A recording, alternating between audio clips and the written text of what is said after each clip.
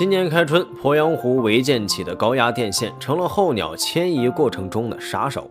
前线新闻中提到，在江西鄱阳湖区南侧进贤县城新农场发现有白鹤撞击高压电线死亡，其白鹤尸体呈分割状，翅膀与躯干被切割开来。具体情况是怎么一回事呢？这里是150，欢迎关注熊探长带你探索有灵万物。这首先是一位以白鹤为研究主体的鸟类科学家发现的。这位科学家长期跟踪研究白鹤的行踪和行为，其反映到，在鄱阳湖一带因撞上高压线而死亡的鹤类不止这一只。鄱阳湖的高压线常常横阻在候鸟回迁的路线上，往此处回迁的候鸟中有大量白鹤类，同时也阻隔在鄱阳湖栖息白鹤及其觅食地之间，因此已多次出现白鹤撞击高压线死亡的事情。不能否定，也会有其他种类的候鸟出现这种情况的可能性。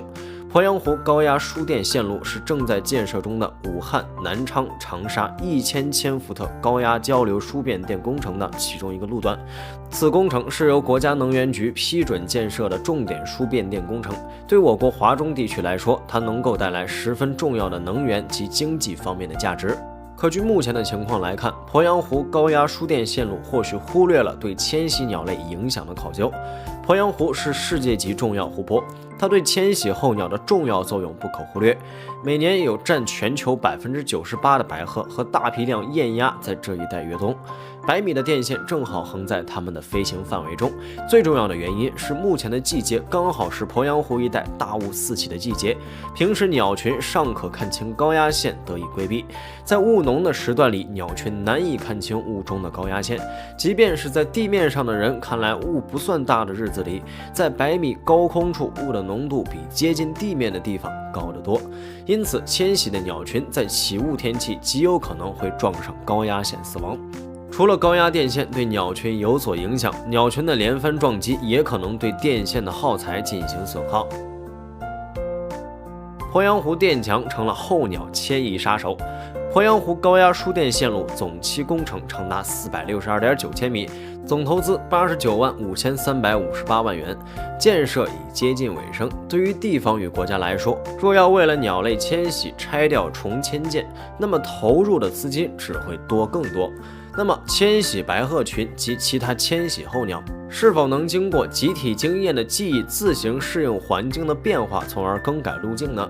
据中国科学院动物进化与系统学重点实验室归纳，物种的生存是以适应环境为基础的。其凭借各个科学家长期性对各类指定生物的行为观察，归纳出生物会在人类活动的影响下进行性状的快速改变，以此适应被更改的生存环境。其中鸟类物种是适应环境变化能力较强的类群。该实验室主要研究基因型表型变化领域，但从物种的生存适应环境为基础的来说，若鸟类能在基因上进行适应环境的变化，那么浅层的行为上也极有可能够对不利条件进行适应性规避。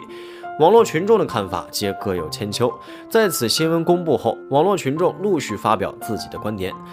总结一下，一类是认为既然已经做过环评，那么与其纠结于这一点上，不如到此为止，把目光继续放在民生上面，以发展民生为主。二类是认为即便只是对迁徙候鸟有所影响，但问题主体作为全球98%的白鹤都要来此越冬的鄱阳湖，其生态作用不可以单方面忽略，毕竟鸟类是全球生态圈中不可忽视的一环。三类是认为人类要想发展，就必须一定程度的忽略对大自然的影响。毕竟人类社会的发展已经有好几千年，这1000年里因社会发展而对自然造成的影响并不少，客观说数不胜数。这些看法独到，角度各有千秋，但思想发展需要求同存异，这是已经靠历史证明的真理。我们需要对问题做出客观全面的分析，才能找到最优的解决方法。鄱阳湖电墙影响有多大？据科学报告指出，人类社会不断扩张且高集约化的农业正向73%的鸟类的生存施压。也就是说，人类为了稻谷、粟米、小麦的种植，大量占据土地，将土地规模化，自然而然拒绝鸟类前来觅食。再加上对农地杀虫剂的使用，使各类昆虫的数量也大幅减少。鸟类原作为主食的昆虫和野谷野稻已经被压缩为主要靠捕食昆虫为主，鸟群内部的食物竞争大大增加。如果说农业化让鸟类的食物范围变少，那么伐木业的盛行则是将鸟类的居住地进行大范围缩减。再加之海关贸易带来的物种入侵，不乏其中就有对本土鸟类具备威胁性的物种。例如，我国的中华大刀螳螂在登陆美国后，便对当地的蜂鸟种群造成了打击。还有因开采自然资源而破坏周边环境、气候变化等因素，皆影响到了鸟类乃至生物圈中的各类生物的生存。对于生物学界的科学家们来说，鸟类是生态系统健康发展的重要基石，其联系着生物圈中各类动植物的延续。生物圈的破坏同时将各种程度地影响到生态系统上。科学家们是站在更宏观的地球的角度上，对人类发展过程提出问题和建议。他们的建议是发展过程中不能被忽视的一环。但像鸟类撞上飞机导致身亡的事情，又该怎么规避呢？在没有解决思路的时间里，难道就为了保护地球不让使用飞机了？这当然是不可能的。在这种问题中，我们只能降低影响，而非杜绝技术本身。社会的发展是不可避免的，走哪种极端都只会适得其反，唯有尽可能的拿出减小影响的解决思路，直到科技发展到能够完全解决问题为止。